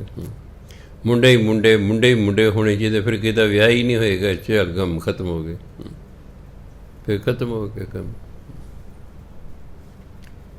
ਜੋ ਪੁਰਾਣੇ ਜ਼ਮਾਨੇ ਕੁੜੀਆਂ ਨੂੰ ਮਾਰ ਦਿਆ ਕਰਦੇ ਸਨ ਨਾ, ਮੁੰਡੇ ਦੇ ਵਿਆਹ ਨਹੀਂ ਸੀ ਹੁੰਦੇ, ਕਿਉਂ ਕੁੜੀਆਂ ਥੋੜ੍ਹੀਆਂ ਸਨ। ਫਿਰ ਵਿਚਾਰੇ ਮੁੱਲ ਖਰੀਦਦੇ ਸਨ। ਹੁਣ ਤਾਂ ਕੁੜੀਆਂ ਵਾਲੇ ਦਾਜ ਦਿੰਦੇ ਨਾ ਮੁੰਡਿਆਂ ਨੂੰ, ਉਦੋਂ ਮੁੰਡੇ ਵਾਲੇ ਪੈਸੇ ਦੇ ਕੇ ਕੁੜੀ ਖਰੀਦਦੇ ਸਨ। ਵਿਆਹ ਕਰ ਦਿਓ, ਸਾਡੇ ਮੁੰਡੇ ਨਾਲ ਵਿਆਹ ਕਰ ਦਿਓ, ਅਸੀਂ ਖਰਚਾ ਦੇਵਾਂਗੇ ਤੁਹਾਨੂੰ ਵਿਆਹ ਦਾ। ਜਿਵੇਂ ਅੱਜ ਕੱਲ੍ਹ ਦੀਆਂ ਕੁੜੀਆਂ ਦਾਜ ਮੰਗਦੀਆਂ ਨੇ, ਆਈਲੈਟਸ ਕਰ ਲੈਂਦੀਆਂ ਨੇ। ਮੁੰਡੇ ਪੰਜਾਬ ਦੇ ਨਖਿੱਧ ਨੇ, ਇਹ ਤਾਂ ਅਵਾਰਾ ਗਰਦ। ਪੰਜਾਬ ਦਾ ਯੂਥ ਅਵਾਰਾਗਰਦ ਹੋ ਗਿਆ ਹੈ। ਮੁੰਡਿਆਂ ਨੂੰ ਤਾਂ ਆਉਂਦਾ ਹੀ ਕੱਖ ਨਹੀਂ ਹੈ। 70-80% ਮੁੰਡਿਆਂ ਨੂੰ ਕੱਖ ਨਹੀਂ ਆਉਂਦਾ ਹੈ। ਨਕਲਾਂ ਨੁਕਲਾਂ ਮਾਰ ਕੇ ਜਿਹੜੇ +2 ਕੀਤੀ ਹੁੰਦੀ ਹੈ, ਇਹਨਾਂ ਤੋਂ ਆਈਲੈਟਸ ਹੀ ਨਹੀਂ ਹੁੰਦੀ। ਜਾਣਾ ਚਾਹੁੰਦੇ ਨੇ ਬਾਹਰ, ਆਈਲੈਟਸ ਹੋ ਨਹੀਂ ਰਹੀ। ਫਿਰ ਆਈਲੈਟਸ ਵਾਲੀ ਕੁੜੀ ਲੱਭਦੇ ਨੇ। ਕੁੜੀ ਵਾਲੇ ਕਹਿੰਦੇ ਬਾਹਰ ਭੇਜਣ ਦਾ ਖਰਚਾ ਤੁਸੀਂ ਕਰ ਦਿਓ, ਅਸੀਂ ਤੁਹਾਡੇ ਮੁੰਡੇ ਨੂੰ ਲੈ ਜਾਂਦੇ ਹਾਂ। ਅਤੇ ਘੱਟ ਤੋਂ ਘੱਟ 15 ਲੱਖ ਰੁਪਈਆ ਖਰਚਾ ਹੁੰਦਾ ਬਾਹਰ ਜਾਣ 'ਤੇ। ਹੁਣ ਮੁੰਡੇ ਵਾਲੇ ਕੁੜੀ ਨੂੰ 15 ਲੱਖ ਰੁਪਈਆ ਦਾਜ ਦਾ ਦੇ ਰਹੇ ਨੇ ਵੀ ਆਹ ਲਓ ਜੀ 15 ਲੱਖ, ਸਾਡੇ ਮੁੰਡੇ ਨੂੰ ਤੁਸੀਂ ਬਾਹਰ ਲੈ ਜਾਓ। ਕਿਆ ਲੈ ਜਾ ਹੋ ਗਿਆ ਨਾ ਉਲਟਾ ਸੁਲਟਾ। ਕਿਉਂ ਹੋ ਗਿਆ? ਤੁਸੀਂ ਪੜ੍ਹਦੇ ਨਹੀਂ ਹੈਗੇ। ਤੁਸੀਂ ਕਾਲਜ ਗਏ ਅਵਾਰਾਗਰਦੀ ਕੀਤੀ, ਸਕੂਲਾਂ ਜਾ ਕੇ ਅਵਾਰਾਗਰਦੀ ਕੀਤੀ, ਘਰ ਆ ਕੇ ਪੜ੍ਹੇ ਨਹੀਂ, ਮੋਬਾਈਲ ਨੂੰ ਹੀ ਵੇਖੀ ਗਏ। ਜਾਂ ਮੁੰਡੇ ਕੁੜੀਆਂ ਦੇ ਮਗਰ ਫਿਰੀ ਗਏ, ਕੁੜੀਆਂ ਮੁੰਡਿਆਂ ਦੇ ਮਗਰ ਫਿਰੀ ਗਏ। ਪੜ੍ਹਨ ਨੂੰ ਟਾਈਮ ਕਿਹਨੂੰ ਮਿਲਣਾ? ਨਖਿੱਧ ਕੌਮ ਹੋ ਗਈ ਹੈ। ਫੌਜ ਭਰਤੀ ਹੋਣ ਜਾਂਦੇ ਨੇ, ਉਹ ਭੱਜ ਹੀ ਨਹੀਂ ਹੁੰਦਾ, ਰਾਹ 'ਚ ਹੀ ਕਈ ਡਿੱਗ ਪੈਂਦੇ ਨੇ ਕਿ ਉਹ ਭੱਜਣ ਦਾ ਅਭਿਆਸ ਹੀ ਕੋਈ ਨਹੀਂ। ਨਸ਼ਿਆਂ 'ਚ ਕਾਰਨ ਸਰੀਰ 'ਚ ਤਾਕਤ ਹੀ ਕੋਈ ਨਹੀਂ ਰਹੀ। ਅੱਜ ਦੇ ਮੁੰਡੇ ਤੁਸੀਂ ਗੱਲਾਂ ਵੇਖੋ, ਚਿਪਕੀਆਂ ਹੋਈਆਂ ਗੱਲਾਂ ਨੇ। ਜਵਾਨੀ 'ਚ ਕਦੇ ਗੱਲਾਂ ਚਿਪਕੀਆਂ ਹੁੰਦੀਆਂ ਨੇ? ਜਵਾਨੀ ਤਾਂ ਗੱਲਾਂ ਭਰੀਆਂ ਹੁੰਦੀਆਂ ਨੇ, ਗੱਲਾਂ ਚਿਪਕੀਆਂ ਹੋਈਆਂ ਨੇ। ਇਹ ਪੁੱਛਦੇ ਹੋਣਗੇ ਵੱਡੇ ਹੋ ਕੇ ਜਵਾਨੀ ਕਿਹਨੂੰ ਕਹਿੰਦੇ ਨੇ, ਜਵਾਨੀ ਕਿਹੋ ਜਿਹੀ ਹੁੰਦੀ ਹੈ? ਜਵਾਨੀ ਹੀ ਨਹੀਂ ਆਉਣੀ ਇਹਨਾਂ 'ਤੇ, ਇਹ ਚਿਬ ਖੜਿੱਬਿਆਂ 'ਤੇ ਹਨ। ਕਿਉਂ? ਕਰੈਕਟਰ ਉੱਚਾ ਹੋਵੇਗਾ ਤਾਂ ਜਵਾਨੀ ਆਵੇਗੀ। ਅਵਾਰਾ ਗਰਦਾਂ ਦੇ ਕਦੇ ਜਵਾਨੀਆਂ ਆਇਆ ਕਰਦੀਆਂ ਨੇ, ਆਪਣੀ ਜ਼ਿੰਦਗੀ ਬਰਬਾਦ ਕਰ ਲੈਂਦੇ। ਅਤੇ ਫਿਰ ਬਾਹਰ ਜਾ ਕੇ ਚੱਲ ਬਹੁਤਾ ਰੌਲਾ ਪਾਉਣ ਦੀ ਲੋੜ ਨਹੀਂ ਹੈਗੀ, ਮੈਂ ਤੈਨੂੰ ਲੈ ਕੇ ਆਏ, ਤੈਨੂੰ ਕੀ ਆਉਂਦਾ? ਫਿਰ ਉਹ ਐਂ ਕਹਿੰਦੀ ਹੈ ਚੱਲ ਕੰਮ ਕਰ ਜਾ ਕੇ। ਲੱਗਾ ਗੱਲਾਂ ਮਾਰਨ, ਆਵੇ ਨਾ ਤੈਨੂੰ ਜਾਵੇ ਨਾ, ਤੈਨੂੰ ਤਾਂ ਮੈਂ ਲੈ ਕੇ ਆਈ ਹਾਂ। ਅਤੇ ਫਿਰ ਵਿਚਾਰਾ ਚੁੱਪ ਕਰਕੇ ਸੁਣਦਾ ਰਹਿੰਦਾ ਹਨ, ਕਿਉਂਕਿ ਆਉਂਦਾ ਤਾਂ ਕੱਖ ਹੈ ਨਹੀਂ ਸੀ। ਸੋ ਗੁਰੂ ਮਹਾਰਾਜ ਕਹਿੰਦੇ ਇਹ ਤਾਂ ਗਿਆਨ ਜਦੋਂ ਹੁੰਦਾ ਨਾ, ਤਾਂ ਇਹ ਵਹਿਮ ਭਰਮ ਜਿਹੜਾ ਸੂਤਕ ਪਾਤਕ ਦਾ ਤਾਂ ਖਤਮ ਹੁੰਦਾ। ਇਹ ਗੁਰੂ ਦੇ ਗਿਆਨ ਤੋਂ ਬਿਨਾਂ ਨਹੀਂ ਖਤਮ ਹੁੰਦਾ। ਬੰਦਾ ਇਹਨਾਂ ਚੱਕਰਾਂ 'ਚ ਹੀ ਪਿਆ ਰਹਿੰਦਾ ਹੈਗਾ। ਸ਼ਰਾਧਾਂ ਦਾ ਠੀਕ ਹੈ, ਹਿੰਦੂਆਂ ਦਾ ਆਪਣਾ ਵਿਸ਼ਵਾਸ ਹੋਣਾ, ਮੈਂ ਕਿਸੇ ਦੇ ਵਿਸ਼ਵਾਸ ਬਾਰੇ ਕੁਝ ਕਹਿਣ ਨੂੰ ਤਿਆਰ ਨਹੀਂ। ਸਿੱਖ ਵੀ ਪੜਤਣ ਤਲ ਜੋ ਖੀਰਾ ਨਹੀਂ ਖਵਾਉਂਦੇ, 5 ਸਿੱਖਾਂ ਨੂੰ ਸੱਦ ਕੇ ਖਵਾ ਦੇ, ਗੱਲ ਤਾਂ ਉੱਥੇ ਹੀ ਆ ਗਈ ਹੈ। ਉਹ ਸੋਚਦੇ ਨੇ ਜਿਹੜੇ ਅਸੀਂ ਖੀਰ ਖਵਾ ਰਹੇ ਨਾ ਇਹਨਾਂ ਸਿੱਖਾਂ ਨੂੰ, ਇਹ ਖੀਰ ਸਾਡੇ ਬਾਪੂ ਤੱਕ ਪਹੁੰਚੇਗੀ, ਹੋਰ ਕੁਛ ਪਹੁੰਚੇਗੀ? ਕੋਈ ਚੀਜ਼ ਨਹੀਂ ਪਹੁੰਚਦੀ।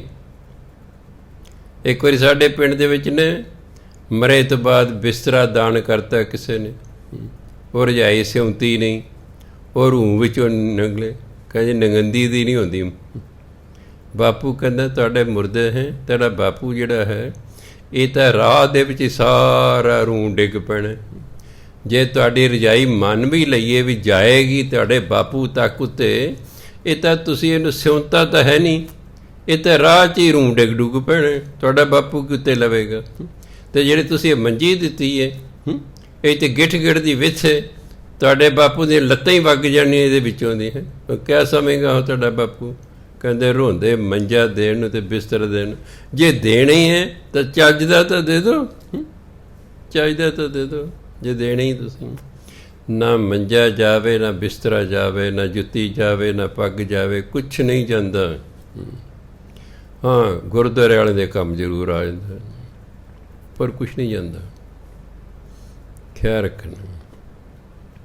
ਉੱਪਰ ਜੇ ਜਾਂਦਾ ਤਾਂ ਉਹਦੇ ਮਗਰੋਂ ਜਿਹੜੇ ਤੁਸੀਂ ਪਾਠ ਕਰਦੇ ਹੋ ਨਾ, ਉਹਦੇ ਨਿਮਿਤ ਸਿਰਫ ਇਹ ਜਾਂਦਾ, ਕਿਉਂਕਿ ਇਹ ਸਥੂਲ ਨਹੀਂ ਹੈ। ਕੋਈ ਵੀ ਸਥੂਲ ਚੀਜ਼ ਉੱਪਰ ਨਹੀਂ ਜਾਂਦੀ। ਜੇ ਸਥੂਲ ਚੀਜ਼ ਜਾ ਸਕਦੀ ਹੁੰਦੀ, ਇਹ ਬੰਦਾ ਸਰੀਰ ਵੀ ਆਪਣੇ ਨਾਲ ਹੀ ਲੈ ਜਾਂਦਾ, ਇਹ ਇੱਥੇ ਹੀ ਛੱਡ ਜਾਂਦਾ, ਇਹ ਜਾ ਹੀ ਨਹੀਂ ਸਕਦਾ। ਕੋਈ ਸਥੂਲ ਚੀਜ਼ ਮਰੇ ਤੱਕ ਨਹੀਂ ਜਾ ਸਕਦੀ। ਇਸ ਲਈ ਜੇ ਕੁਛ ਕਰਨਾ ਹੀ ਉਹਦੇ ਲਈ ਤਾਂ ਉਹਦੇ ਲਈ ਪਾਠ ਕਰ ਦਿਆ ਕਰੋ ਵੀ ਜਿਹੜੀ ਵੀ ਜੂਨੀ 'ਚ ਹੈ ਉਸੇ 'ਚ ਉਹ ਸੁਖੀ ਰਹੇ। ਆਤਮਾ ਦਾ ਕਲਿਆਣ ਤਾਂ ਪਤਾ ਨਹੀਂ ਹੋਣਾ ਕਿ ਨਹੀਂ ਹੋਣਾ। ਚੋਰ ਮਰ ਗਿਆ ਹੈ, ਅਰਦਾਸ ਉਹਦੇ ਲਈ ਵੀ ਹੋ ਰਹੀ ਹੈ। ਸੱਚੇ ਪਾਤਸ਼ਾਹ ਜਿਉਂਦੇ ਜੀ ਮਨੁੱਖ ਤੋਂ ਅਨੇਕਾਂ ਭੁੱਲਾਂ ਚੁੱਕਾਂ ਹੋ ਜਾਂਦੀਆਂ ਹਨ, ਆਪ ਜੀ ਬਖਸ਼ੰਦ ਹੋ, ਭੁੱਲਾਂ ਚੁੱਕਾਂ ਮਾਫ਼ ਕਰੋ, ਆਪਣੇ ਚਰਨਾਂ 'ਚ ਸਦੀਵੀ ਨਿਵਾਸ ਬਖਸ਼ੋ। ਫਿਰ ਤਾਂ ਗੱਲ ਹੀ ਬੜੀ ਵਧੀਆ। ਸਾਰੀ ਉਮਰ ਠੱਗੀਆਂ ਕਰੀ ਜਾਓ, ਚੋਰੀਆਂ ਕਰੀ ਜਾਓ, ਡਾਕੇ ਮਾਰੀ ਜਾਓ, ਬਦਮਾਸ਼ੀਆਂ ਕਰੀ ਜਾਓ, ਲੁੱਟਾਂ ਖੋਹਾਂ ਕਰੀ ਜਾਓ, ਰਿਸ਼ਵਤਾਂ ਲਈ ਜਾਓ, ਅਤੇ ਮਗਰੋਂ 100 ਰੁਪਏ ਭਾਈ ਨੂੰ ਦੇ ਕੇ ਅਰਦਾਸ ਕਰਾ ਦਿਓ ਜੀ ਸੱਚੇ ਪਾਤਸ਼ਾਹ ਆਪਣੇ ਚਰਨਾਂ 'ਚ ਨਿਵਾਸ ਬਖਸ਼ੀ, ਹੋਰ ਕੁਛ ਬਖਸ਼ੀ। ਉਹ ਪਤਾ ਨਹੀਂ ਕਿਹੜਾ ਕੀੜਾ ਮਕੌੜਾ ਬਣ ਗਿਆ ਅਤੇ ਜਾਂ ਉੱਥੇ ਛਿੱਤਰ ਖਾ ਰਹੇ ਹੋਣੇ ਜੇ ਧਰਮ ਰਾਜ ਤੋਂ। ਅਤੇ ਇੱਥੇ ਅਰਦਾਸ ਹੈ ਆਪਣੇ ਚਰਨਾਂ 'ਚ ਨਿਵਾਸ ਹੈ। ਚਰਨਾਂ 'ਚ ਨਿਵਾਸ ਐਵੇਂ ਹੀ ਮਿਲਦਾ, ਉਹ ਤਾਂ ਪਤਾ ਨਹੀਂ ਕਿੰਨੇ ਜਨਮਾਂ ਬਾਅਦ ਜਾ ਕੇ ਮਿਲਣਾ। ਉਹ ਵੀ ਬੜੀ ਭਜਨ ਬੰਦਗੀ ਕੀਤੀ, ਪਤਾ ਨਹੀਂ ਕਿੰਨੇ ਜਨਮਾਂ ਦੀ ਭਜਨ ਬੰਦਗੀ ਤੋਂ ਬਾਅਦ ਜਾ ਕੇ ਕਿਤੇ ਚਰਨਾਂ 'ਚ ਨਿਵਾਸ ਮਿਲਦਾ ਹੈ। ਡਾਕੂਆਂ ਲਈ ਵੀ ਅਰਦਾਸ ਹੋ ਰਹੀ ਹੈ, ਰਿਸ਼ਵਤ ਖੋਰਾਂ ਲਈ ਵੀ ਅਰਦਾਸ ਹੋ ਰਹੀ ਹੈ, ਚੋਰਾਂ ਚੱਕਿਆਂ ਲਈ ਵੀ ਅਰਦਾਸ ਹੋ ਰਹੀ ਹੈ, ਲੁੱਚੇ ਲਫੰਗਿਆਂ ਲਈ ਵੀ ਅਰਦਾਸ ਹੋ ਰਹੀ ਹੈ। ਚਰਨਾਂ 'ਚ ਨਿਵਾਸ ਬਖਸ਼ਿਓ, ਹੋਰ ਕੁਛ ਬਖਸ਼ਿਆ ਨਾ ਨਿਵਾਸ। ਜਦੋਂ ਸਾਡੀ ਮੜੀਆਂ ਬਣਨੀ ਤ੍ਰਿਪੜੀ ਦੀਆਂ ਬਾਹਰ ਲਿਖੇ ਸਵਰਗ ਧਾਮ, ਮੈਂ ਕੋਲੋਂ ਲੰਘਿਆ, ਲਿਖਣ ਵਾਲੇ ਨੂੰ ਮੈਂ ਕਿਹਾ ਇੱਕ ਥੰਮਲੇ 'ਤੇ ਜੋ ਲਿਖਦੇ ਸਵਰਗ ਧਾਮ, ਦੂਜੇ ਥੰਮਲੇ 'ਤੇ ਲਿਖਦੇ ਨਰਕ ਧਾਮ। ਉਹ ਮੇਰੇ ਵੱਲ ਵੇਖਣ ਲੱਗ ਗਿਆ, ਕਹਿੰਦਾ ਨਾ ਜੀ ਨਾ, ਮੈਨੂੰ ਕੋਈ ਪੈਸਾ ਨਹੀਂ ਦੇਣਾ, ਕੁੱਟਣਗੇ ਵੀ ਤੈਨੂੰ ਸਵਰਗ ਧਾਮ ਲਿਖਣ। ਮੈਂ ਸਵਰਗ ਧਾਮ ਪਤਾ ਨਹੀਂ ਕਿਹੜੇ ਨਰਕਾਂ ਨੂੰ ਕਿਹਾ ਹੈ, ਕਿਹੜੇ ਭੜੂਏ ਨੇ ਸਵਰਗ ਨੂੰ ਜਾਣਾ। ਕੀ ਕਹਿਣਾ, ਲੱਖ ਬੰਦੇ ਮਗਰ ਕੋਈ ਇੱਕ ਬੰਦਾ ਭਜਨ ਬੰਦਗੀ ਕਰਨ ਵਾਲਾ ਕਿਸੇ ਸਵਰਗ ਨੂੰ ਚਲਿਆ ਗਿਆ। ਨਹੀਂ ਇੱਥੇ ਹੀ ਧੱਕੇ ਧੋੜੇ ਜਿਹੇ ਖਾਈ ਜਾਣੇ। ਗੁਰੂ ਮਹਾਰਾਜ ਕੋਈ ਕਸਰ ਨਹੀਂ, ਕੋਈ ਵਹਿਮ ਭਰਮ ਨਹੀਂ ਰਹਿਣ ਦਿੱਤਾ ਗੁਰਬਾਣੀ 'ਚ। ਸਭ ਸ਼ੰਕੇ ਨਿਵਰਤ ਕਰਤੇ ਨੇ। ਬਾਣੀ ਪੜ੍ਹਨ ਦੇ ਬਾਵਜੂਦ ਵੀ ਅਸੀਂ ਅਗਰ ਇਹਨਾਂ ਗੱਲਾਂ 'ਚ ਵਿਸ਼ਵਾਸ ਰੱਖਦੇ ਹਾਂ ਫਜ਼ੂਲ ਦੇ ਵਹਿਮਾਂ ਭਰਮਾਂ 'ਚ, ਤਾਂ ਫਿਰ ਇਹਦਾ ਮਤਲਬ ਸਾਨੂੰ ਧਰਮ ਦਾ ਗਿਆਨ ਹੀ ਨਹੀਂ ਹੈਗਾ। ਅਤੇ ਜਾਂ ਗਿਆਨ ਹੈ ਅਤੇ ਅਸੀਂ ਇਸ 'ਤੇ ਅਮਲ ਨਹੀਂ ਕਰਦੇ। ਹੁਣ ਸੂਤਕ ਗੁਰੂ ਮਹਾਰਾਜ ਕਿਹਨੂੰ ਮੰਨਦੇ ਨੇ? ਕਹਿੰਦੇ ਮਹਿਲਾ ਪਹਿਲਾ, ਮਨ ਕਾ ਸੂਤਕ ਲੋਭ ਹੈ, ਜਿਹਵਾ ਸੂਤਕ ਕੂੜ, ਅੱਖੀਂ ਖੱਖੇ ਨੂੰ ਬਿਆਰੀ ਬਿੰਦੀ, ਅੱਖੀਂ ਸੂਤਕ ਵੇਖਣਾ, ਪਰ ਤ੍ਰਿਯ ਪਰ ਧਨ ਰੂਪ। ਜਿਹੜਾ ਆੜਾ ਹੁੰਦਾ ਇਹਦੀ ਆਵਾਜ਼ ਅ ਕੱਢਣੀ, ਇਹਨੂੰ ਤ੍ਰਿਯ ਨਹੀਂ ਪੜ੍ਹਨਾ, ਤ੍ਰਿਆ ਨਹੀਂ ਪੜ੍ਹਨਾ, ਨਾ ਆੜੇ ਨੂੰ ਕੰਨਾ ਲਾਣਾ ਨਾ ਦਿਲਾਵਾਂ ਲਾਣੀਆਂ। ਆੜੇ ਦੀ ਆਵਾਜ਼ ਅ ਹੁੰਦੀ। ਪਰ ਤ੍ਰਿਯ ਪਰ ਧਨ ਰੂਪ, ਕੰਨੀ ਸੂਤ ਕੰਨ ਪੈ। ਧਿਆਨ ਦੇਣਾ, ਕੱਕੇ 'ਤੇ ਟਿੱਪੀ ਨੰਨੇ ਨੂੰ ਬਿਆਰੀ ਕੰਨੀ। ਉਹ ਕੱਪੜੇ ਦਾ ਜਿਹੜਾ ਕਿਨਾਰਾ ਹੁੰਦਾ ਉਹਨੂੰ ਕੰਨੀ ਕਹਿੰਦੇ ਨੇ। ਇਹ ਪੱਗ ਦੀ ਕੰਨੀ ਫੜੀ, ਰੁਮਾਲ ਦੀ ਕੰਨੀ ਫੜੀ। ਜਿਹੜੇ ਕੰਨਾਂ ਨਾਲ ਹੁੰਦਾ ਨਾ ਉਹ ਨੰਨੇ ਨੂੰ ਬਿਹਾਰੀ ਬਿੰਦੀ ਹੁੰਦੀ ਕੰਨੀ। ਇੱਥੇ ਬਿੰਦੀ ਲਾ ਕੇ ਬੋਲਣਾ, ਨੰਨੇ ਨੂੰ ਬਿਹਾਰੀ ਬਿੰਦੀ। ਕੰਨੀ ਸੂਤਕ ਕੰਨ ਪੈ, ਲਾ ਇਤਬਾਰੀ ਖਾਹੇ। ਖਿਆਲ ਰੱਖਣਾ, ਇਹਨੂੰ ਲਾ ਇਤਬਾਰੀ ਨਹੀਂ ਪੜ੍ਹਨਾ। ਇਹ ਫਾਰਸੀ ਦਾ ਸ਼ਬਦ ਹੈ, ਇਹਦਾ ਉਚਾਰਨ ਹੈ ਲਾ ਇਤਬਾਰੀ, ਲਾ ਪਲੱਸ ਇਤਬਾਰੀ। ਲਾ ਇਤਬਾਰੀ ਚੁਗਲੀ ਨਿੰਦਿਆ ਨੂੰ ਕਹਿੰਦੇ ਨੇ। ਚੁਗਲੀ ਨਿੰਦਿਆ ਨੂੰ ਲਾ ਇਤਬਾਰੀ ਕਹਿੰਦੇ ਨੇ। ਉਹ ਗੱਲ ਜਿਸ 'ਤੇ ਵਿਸ਼ਵਾਸ ਨਾ ਆਵੇ, ਆਪਣੇ ਕਦੇ ਝੂਠੀਆਂ ਗੱਲਾਂ 'ਤੇ ਵਿਸ਼ਵਾਸ ਨਹੀਂ ਹੁੰਦਾ, ਉਹਨੂੰ ਵੀ ਲਾ ਇਤਬਾਰੀ ਕਹਿੰਦੇ ਨੇ। ਇਹ ਲਾ ਇਤਬਾਰੀ ਨਹੀਂ ਪੜ੍ਹਦੇ ਨਾ, ਲਾ ਇਤਬਾਰੀ। ਕੰਨੀ ਸੂਤਕ ਕੰਨ ਪੈ, ਲਾ ਇਤਬਾਰੀ ਖਾਹੇ। ਨਾਨਕ ਹੰਸਾ ਆਦਮੀ, ਬੱਧੇ ਜੰਪੁਰ ਜਾਹੇ। ਮਨ ਕਾ ਸੂਤਕ ਲੋਭ ਹੈ। ਮਨ ਦੀ ਅਪਵਿੱਤਰਤਾ ਕੀ ਹੈ? ਲੋਭ ਕਰਨਾ, ਲਾਲਚ ਕਰਨਾ। ਕਈ ਲੋਕ ਲਾਲਚੀ ਹੁੰਦੇ ਨੇ, ਲੋਭੀ ਹੁੰਦੇ ਨੇ। ਸਮਝੋ ਇਹਨਾਂ ਨੂੰ ਮਨ ਦਾ ਸੂਤਕ ਹੈ। ਇਹ ਮਨ ਕਰਕੇ ਅਪਵਿੱਤਰ ਨੇ। ਮਨ ਦਾ ਸੂਤਕ ਕੀ ਹੈ? ਲੋਭ। ਜਿਹਵਾ ਸੂਤਕ ਕੂੜ। ਤੇ ਜੀਭ ਦਾ ਸੂਤਕ ਕੀ ਹੈ? ਝੂਠ ਬੋਲਣਾ। ਝੂਠ ਬੋਲਣਾ ਜੀਭ ਅਪਵਿੱਤਰ ਹੋ ਜਾਂਦੀ ਹੈ। ਸਿਆਣੇ ਕਹਿੰਦੇ ਨੇ, ਖਾਸ ਕਰ ਸੰਤ ਮਹਾਤਮਾ, ਜੇ ਕੋਈ ਬੰਦਾ 12 ਸਾਲ ਝੂਠ ਨਾ ਬੋਲੇ, ਉਸ ਤੋਂ ਬਾਅਦ ਜੋ ਬੋਲੇਗਾ ਸੱਚ ਹੋ ਜਾਏਗਾ ਬਸ। ਅਗਰ ਕੋਈ ਬੰਦਾ 12 ਸਾਲ ਝੂਠ ਨਾ ਬੋਲੇ ਤਾਂ ਉਹਦੀ ਰਸਨਾ ਇਤਨੀ ਪਵਿੱਤਰ ਹੋ ਜਾਂਦੀ ਹੈ ਕਿ ਉਹ ਜੋ ਬੋਲੇਗਾ ਸੱਚ ਹੋ ਜਾਏਗਾ। ਅਸੀਂ ਰੋਜ਼ ਝੂਠ ਬੋਲਦੇ ਹਾਂ, ਇਸ ਲਈ ਸਾਡਾ ਬੋਲਿਆ ਕਦੇ ਸੱਚ ਹੀ ਨਹੀਂ ਹੁੰਦਾ। ਕਿਉਂਕਿ ਝੂਠ ਜਿਹੜਾ ਹੈ ਇਹ ਜੀਵ ਦਾ ਸੂਤਕ ਹੈ, ਇਹ ਜੀਵ ਦੀ ਅਪਵਿੱਤਰਤਾ ਹੈ। ਲੋਭ ਹੈ, ਇਹ ਮਨ ਦਾ ਸੂਤਕ ਹੈ, ਇਹ ਮਨ ਦੀ ਅਪਵਿੱਤਰਤਾ ਹੈ। ਲੋਭ ਮਨ ਨੂੰ ਅਪਵਿੱਤਰ ਕਰਦਾ ਹੈ, ਝੂਠ ਜੀਵ ਨੂੰ ਅਪਵਿੱਤਰ ਕਰਦਾ ਹੈ। ਅੱਖੀਂ ਸੂਤਕ। ਅੱਖਾਂ ਦਾ ਸੂਤਕ ਕੀ ਹੈ?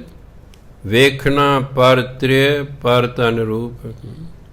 ਬਗਾਨੀ ਔਰਤ ਦਾ ਰੂਪ ਸੁੰਦਰਤਾ ਮਾੜੀ ਭਾਵਨਾ ਨਾਲ ਵੇਖਣਾ, ਪਰ ਧਨ ਦੂਜੇ ਦੇ ਧਨ ਨੂੰ ਮਾੜੀ ਭਾਵਨਾ ਨਾਲ ਵੇਖਣਾ। ਵੇਖਣਾ ਮਨਾ ਨਹੀਂ ਕੀਤਾ, ਅੱਖਾਂ ਵੇਖਣ ਲਈ ਨੇ। ਕਿਸੇ ਔਰਤ ਨੂੰ ਵੇਖਣ ਤੋਂ ਮਨਾ ਨਹੀਂ ਕੀਤਾ, ਮਾੜੀ ਭਾਵਨਾ ਨਾਲ ਵੇਖਣ ਤੋਂ ਮਨਾ ਕੀਤਾ ਹੋਇਆ ਹੈ।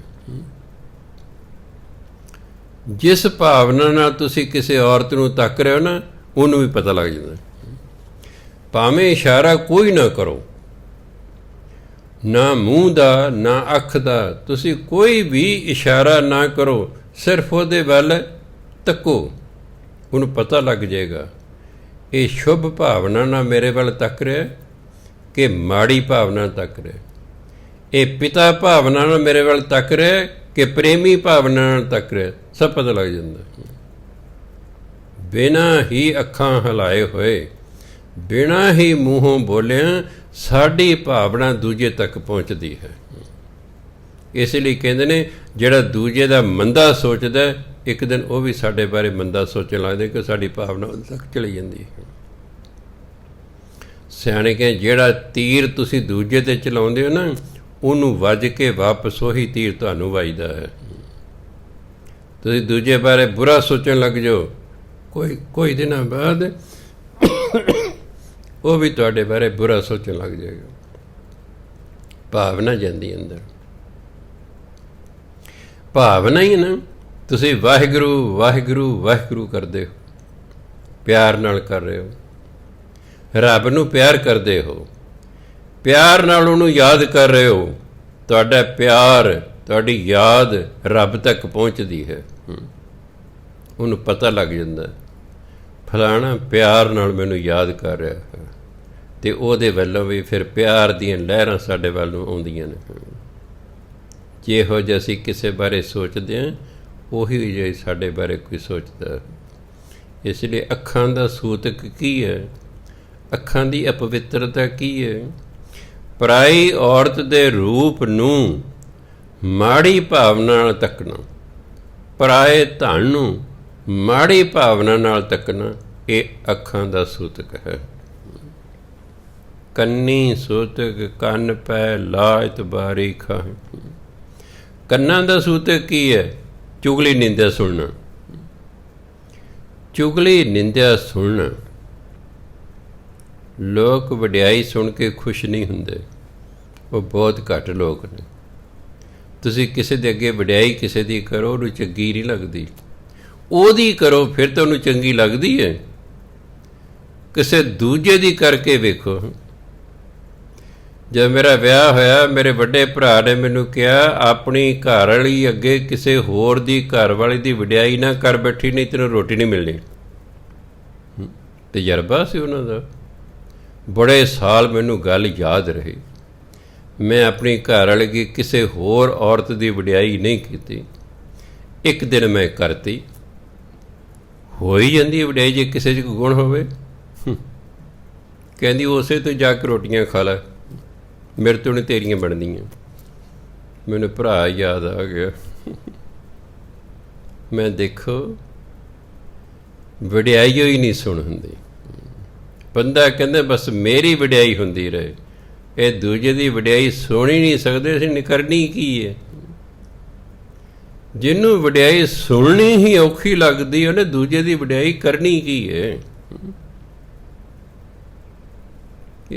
ਇਸੇ ਲਈ ਰੱਬ ਦੀ ਵਡਿਆਈ ਕਰਨੀ ਲੋਕਾਂ ਨੂੰ ਔਖੀ ਲੱਗਦੀ ਹੈ,